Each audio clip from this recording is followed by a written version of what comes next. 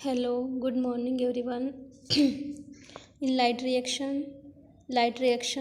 today we will study new topic light reaction. In light reaction, solar energy is trapped by the chlorophyll molecule. Solar energy chlorophyll molecule trap करता है and store in the form of a chemical energy और chemical energy के form में store करता है ATP ये ATP adenosine triphosphate and again reducing power as NADPH2 ये एक रिड्यूसिंग पावर है। इसमें oxygen evolve in the light reaction by splitting of the water. Light reaction में जो ऑक्सीजन इवॉल्व हो रहा है वो कहाँ से हो रहा है? By splitting of the water. When the photon is absorbed by the chlorophyll molecule, when chlorophyll molecule photon को absorb करता है, an electron is boosted to the higher energy level. Electron एक higher generally when photon is absorbed by the chlorophyll molecule जब photon of light को absorb करता है तो इसका जो electron है it is boosted to the higher energy level. To boost an electron, a photon must have a certain minimum amount of the energy. और ये इलेक्ट्रॉन को बूस्ट करने के लिए जनरली इसके पर्टिकुलर एनर्जी की रिक्वायरमेंट है, इसे हम लोग क्वांटम एनर्जी बोलते हैं। A molecule that has absorb a photon is in the energy rich excited state. जो मॉलिक्यूल फोटॉन को एब्जॉर्ब करता है वो एक एनर्जी रिच एक्साइटेड स्टेट में चला जाता है। And when the light source is turn off, जब लाइट सोर्स हम लोग टर्न ऑफ कर देते हैं तो वो जनरली रिटर्न हो जाता है normal low energy orbit. Such as excited molecule reverts to its original stable condition. और ये एक्साइटेड मॉलिक्यूल अपने ओरिजिनल कंडीशन में चला जाता है, उसे हम लोग ग्राउंड स्टेट बोलते हैं। In short, photon chlorophyll molecule absorb करता है, हायर एनर्जी लेवल पे चला जाता है एंड जब लाइट आती है और लाइट जब ऑफ हो जाता है तब ये नॉर्मल ग्राउंड स्टेट में चला जाता है। रिएक्शन सेंटर, ये ऑयल प्रोसेस में रिएक्शन सेंटर कौन होता है? The light absorbing pigment are located in the thylakoid membrane. ये जो पिगमेंट है थैलाकॉइड मेम्ब्रेन में प्रेजेंट होते हैं और ये अरेंज होते हैं in a cluster of the chlorophyll and accessory pigment along with the special type of the chlorophyll, cluster of chlorophyll उसके साथ साथ accessory pigment and generally special type of the उसमें क्लोरोफिल मॉलिक्यूल प्रेजेंट होता है P680 and the P700। Generally letter P stand for the pigment. P क्या stand करता है? Pigment. And 680 and 700 इसे हम लोग क्या बोलते हैं? Wavelength of the light at which these molecules show the maximum absorption, and P680 and the P700 molecule form the reaction center or the photo center। ये P700 and P680 reaction center form करते हैं, as a reaction center होते हैं। and the accessory pigment and the other chlorophyll molecule harvest the solar energy and pass it on the reaction center। ये accessory pigment and chlorophyll molecule क्या करता है? Solar energy को harvest करता है and generally पास कर देता है to the reaction centre. These are called as a light harvesting or the antenna molecule. और इसे हम लोग क्या बोलते हैं? Light harvesting or the antenna molecule. They function to absorb the light energy which they transmitted at the very high rate of the reaction। और generally इसका function क्या है? ये लाइट एनर्जी को एब्जॉर्ब कर लेता है और ट्रांसमिट करता है high rate of the reaction centre and where the photochemical act occur, जहाँ पे फोटोकेमिकल रिएक्शन होती है। Now photo system first and the second. Now हमारे पास two type of photo system present है, photo system 1 and the photo system 2। Now the thylakoid membrane of the chloroplast have two kind of the photo system. Generally chloroplast का जो thylakoid membrane है इसके पास to kind of the photo system है, each with its own set of the light harvesting chlorophyll. उसके पास खुद का एक लाइट हार्वेस्टिंग क्लोरोफिल है।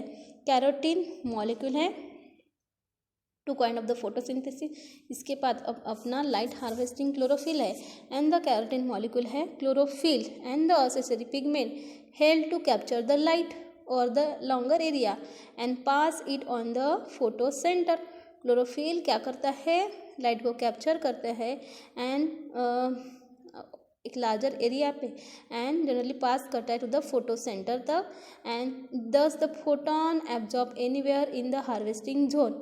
और यहाँ पे जो फोटोन है ये कहीं पर भी एब्जॉर्ब किए जाते हैं of the P600 centre and it can pass energy to the P680 molecule. और जनरली ये फोटोन एब्जॉर्ब करने के बाद हार्वेस्टिंग जोन में एनीवेयर फोटोन एब्जॉर्ब हो जाते हैं एंड ये जनरली पास हो जाते हैं हार्वेस्टिंग जोन से पर्टिकुलर हार्वेस्टिंग जोन है P680 का and generally it pass it energy to the P680 molecule को पास करता है and the cluster of the pigment molecule which transfer their energy to the P680 absorb or below the wavelength 680 nanometre. और ये cluster of pigment है generally ये transfer करते हैं उसकी energy to the P680 and ये जनरली एब्जॉर्ब होती है एट और बिलो द वेवलेंथ 680 नैनोमीटर तक। Together with the P680 they form the photo system second और the PS second. Together generally P680 they generally क्या फॉर्म करते हैं photo system second और इसे हम लोग PS सेकेंड बोलते हैं। Likewise P700 form the photo system one और the photo system one along with the pigment molecule which absorb light at और द बिलो 700 नैनोमीटर। और इसमें फोटो सिस्टम वन और PS one along with the pigment molecule generally light को absorb करता है at और below the 700 nanometre. तो photo system one and second यहाँ पे हम लोगों ने देखा। नाउ इसमें हम लोग देखेंगे photo system second. This photo system second bring about the photolysis of the water and release of the oxygen in this act when the PS second absorb the light. Photo system second में water का breakdown होता है और oxygen release होता है and when when PS second absorb the light electron release क्या होता है इलेक्ट्रॉन रिलीज होता है एंड क्लोरोफिल मॉलिक्यूल ऑक्सीडाइज हो जाता है and the electron emitted by the P680 are ultimately trap by the P700। जो इलेक्ट्रॉन P680 एमिट करता है वो जनरली P700 ट्रैप करता है in the PS one. Now यहाँ पे हम लोग देखेंगे the oxidise P680 regain its electron by the photolysis of water. जो P680 अपने इलेक्ट्रॉन फिर से रिगेन करता है किसके हेल्प से by the photolysis of the water. तो वाटर का फोटोलिसिस हो गया 4H2O तो इसमें 4 hydrogen plus 4 OH plus 4 electron.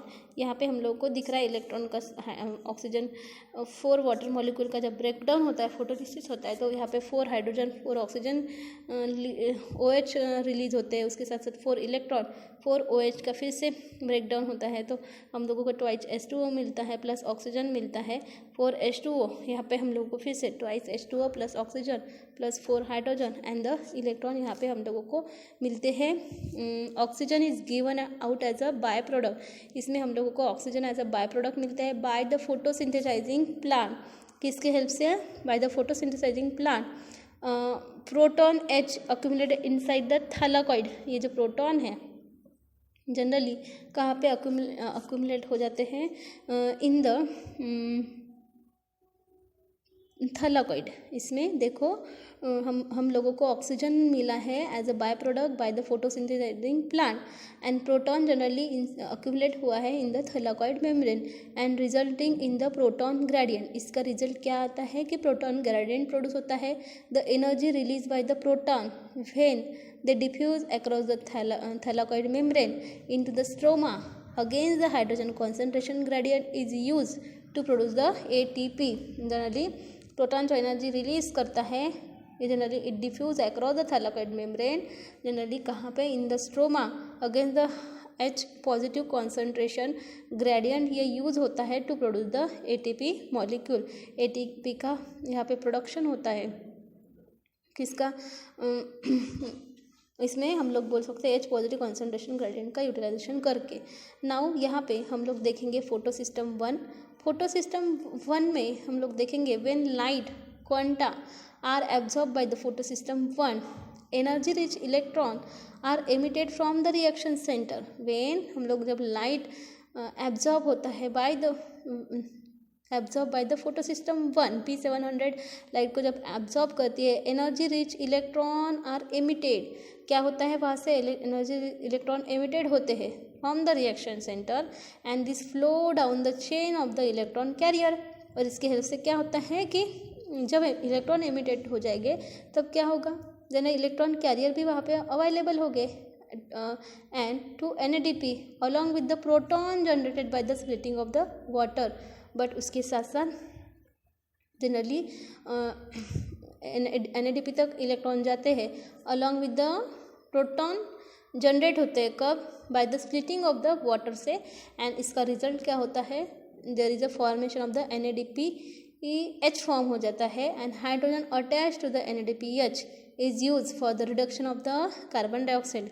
और इसमें हम लोग जो भी देखते हैं हाइड्रोजन जनरली NADP H को अटैच होते हैं, ये यूज होते हैं for the reduction of the carbon dioxide in the dark reaction. और इसे ही हम लोग क्या बोलते हैं, reducing power of the cell. देखो photo system 1, when the light quanta are absorb by the photo system 1, कब, जब light quanta photo system 1 absorb करते हैं तो एनर्जी रिच इलेक्ट्रॉन, जो एनर्जी रिच इलेक्ट्रॉन होते हैं आर एमिटेड होते हैं from the reaction centre and this flow down a chain of the electron carrier. फिर क्या होता है, electron carrier chain flow down होती है to the NADP and along with the कुछ प्रोटॉन जनरेट होते हैं by the splitting of the water and इसका रिजल्ट क्या है, formation of the NADPH and hydrogen attach to the NADP is use for the reduction of the carbon dioxide in the dark reaction. Generally NADP को जो hydrogen attach है ये use होते हैं for the reduction of the carbon dioxide in the dark reaction and this is called as a reducing power of the cell. Now यहाँ पे हमारे पास एक कंसेप्ट दी है, photophosphorylation. What is exact photophosphorylation, तो formation of the ATP in the chloroplast in presence of light is called as a photophosphorilation। जब ATP का फॉर्म हो जाता है इन द क्लोरोप्लास्ट, जब कब, in presence of the light, इसे हम लोग बोलते हैं फोटोफॉस्फोराइलेशन। और जनरली ये 2 फॉर्म में जाता है, एक होता है साइक्लिक फोटोफॉस्फोराइलेशन और सेकंड होता है नॉन साइक्लिक फोटोफॉस्फोराइलेशन। अब देखिए साइक्लिक फोटोफॉस्फोराइलेशन में क्या होता है, तो illumination of the photosystem 1 causes electron to move continuously out of the reaction center of the photosystem 1 and back to it। जब photosystem 1 का illumination होता है causes the electron, generally ये इलेक्ट्रॉन मूव करता है continuously out of the reaction center of the photosystem 1 and back to it। तो क्या होता है, the cyclic electron flow is accompanied by the photophosphorylation of the ATP to ADP to yield the ATP। Generally क्या होगा, cyclic electron flow होगा by the photophosphorylation, किसका, ATP का। और हम लोगों को क्या मिल रहा है, ADP का। क्या मिल रहा है, ATP। And this is term as a cyclic photophosphorylation and since this process involve only pigment system 1 photolysis of the water and consequent evolution of the oxygen does not take place। और इसमें continuous evolution of bring नहीं होता। तो इसमें देखिए cyclic photophosphorylation एक short में हम लोग बोल सकते हैं कि जब PS1 absorb the photon of light it get become excited state में चली जाती है। एक्साइटेड स्टेट में जाने के बाद वो मोस्ट ऑफ द इलेक्ट्रॉन को रिपेल करेंगे। In this repulsion most of the electron generally यहाँ से इलेक्ट्रॉन रिलीज हो गए। जो रिलीज इलेक्ट्रॉन है उसे गेन करने के लिए वेरियस इलेक्ट्रॉन एक्सेप्टर वहाँ पे अवेलेबल है। और ये वेरियस इलेक्ट्रॉन एक्सेप्टर में फर्स्ट इलेक्ट्रॉन एक्सेप्टर है फेराडॉक्सिन। फेराडॉक्सिन किसके हेल्प से, एक पर्टिकुलर सब्सटेंस है जिसे हम लोग बोलेंगे ferredoxin reducing substance. Letter on electron is accepted by the cytochrome B6 from ferredoxin. Electron कौन एक्सेप्ट करेगा, cytochrome B6। From cytochrome B6 next electron कौन एक्सेप्ट करेगा, cytochrome F। From cytochrome F next electron accept करेगा plastocyanin. और plastocyanin से generally next electron goes जाएगा in the PS1 pigment system 1। In this cycle क्या होगा, जब फेराडॉक्सिन से साइटोक्रोम B6 इलेक्ट्रॉन लेगा तब उसमें there is a formation of the ATP का फॉर्मेशन हो जाएगा।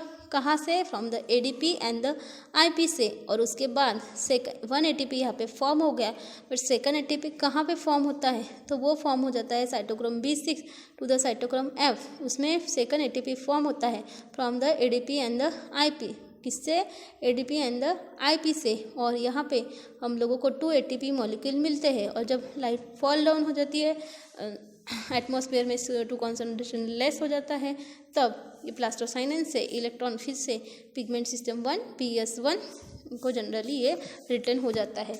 इस तरीके से ये जो साइक्लिक फोटोफॉस्फोरिलेशन है, ये टॉपिक यहाँ पे कंप्लीट हो रहा है।